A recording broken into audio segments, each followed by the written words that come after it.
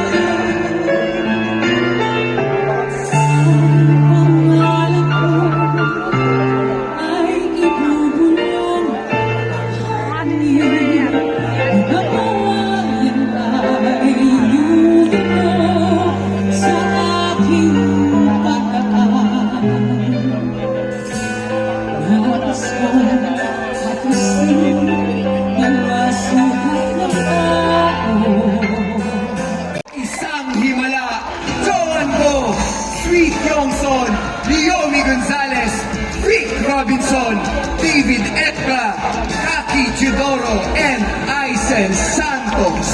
Nakasama nila sina Robbie Malubay, Neil Tolentino, Gary Honsay, Cello Esperazante, O'Neil Torres, Raymond Domingo, EJ Pepito, Catherine de la Cruz, Matel Patayon, Raffle Shaw Bravo, Carlo Falsis, Ivan Panganiban, Jasper Jimenez, Joshua Cabiladas, Nel Gumalog, Red Nuestro at Victor Cusi. Isang napakalupit na performance pero syempre isang napakalupit din ang kanilang musical director na si Mr. Vince De Jesus. And last year's best director for Metro Manila Film Fest, Direk Pepe Jokno. Direk, samahan mo naman ako dito. Isang reunion para sa ating dalawa. Yes, Direk, ito lang mabilisan. Gaano ba kahalaga na Direk, hindi kita kakagatin. Ayoko sa akin. Sige, dito tayo kasi syempre, dito lang kami. Takot na takot sa akin si Direk. Hindi, pero Direk, gusto ko malaman, bakit kailangan ma-share natin ang kwento ng isang himala sa panahon ngayon? Alam niyo po ba yung pelikula ni Nora Honor, ang himala? Ang mga lessons po na napakalaga pa rin hanggang ngayon. Ang himala po, starring this amazing cast, some of the best performers of Philippine theater, ngayon po ay tumatawid sa film. Isa pong pelikulang aantig sa puso nating lahat, ang isang himala. Kanina may narinig ako, ito ay isang representante ng ating mga teatro, ng magagaling na mga teatrong artista. At ako'y naniniwala doon. Aisel, pangunahan mo na. Please invite everyone to watch Isang Himala. Ito na nga po. Unahin niyo na sa listahan niyo ang Isang Himala, ang natatanging movie musical ngayong MMFF December 25. Kasama ko lang naman po ang pinakamagagaling na musical theater actors ng ating bansa. Panahon na makita ito sa big screen. nagpapasalamat po kami sa MMFF dahil po kami ay inyong ikinabilang sa 50th year ninyo. Maraming salamat. Ito ay PG. Isama niyo po ang buong pamilya para po ito sa pamilya. Merong itong pagmamahalan, merong pag-aano pa. Meron ding mga kantahan, sayawan, meron ding halikan. Ay, gagawin ba? Panoorin na lang ninyo para makita ninyo kung ano ba yung pinag-uusapan namin. Kanina pa namin sinasabi na kapag nanood po kayo ng isang himala, kayo ay mabibiyayaan sa December 25 at sa buong taon ng 2025. Dahil ito ay may baong biyaya sa inyong mga puso. Parang gusto ko yun, Jai. Parang gusto natin magbiyayaan sa Pasko at sa bagong taon. Tama! So kailangan manood tayo para isa-isang mayamang 2025. At saka Enzo, hindi tayo papayag na hindi isisigaw ng Maynila. Pag sinabi kong isang, isisigaw ninyo himala. 3, 2, 1, isang! Himala! Mas malakas! Isang! Himala!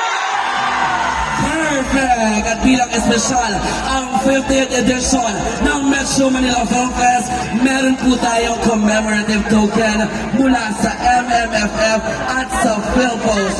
Chairman Artist and our executives from MMFF, i-award na po natin yan now na!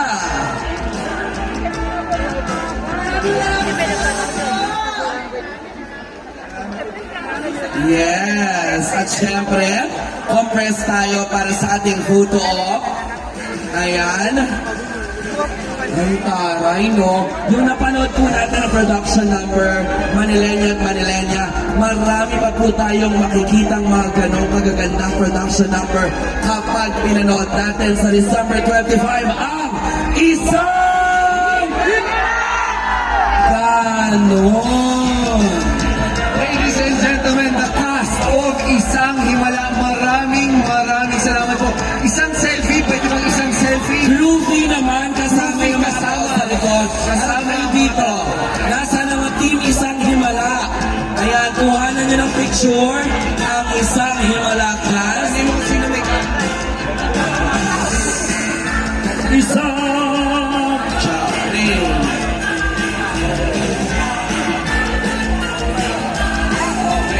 One, two, three!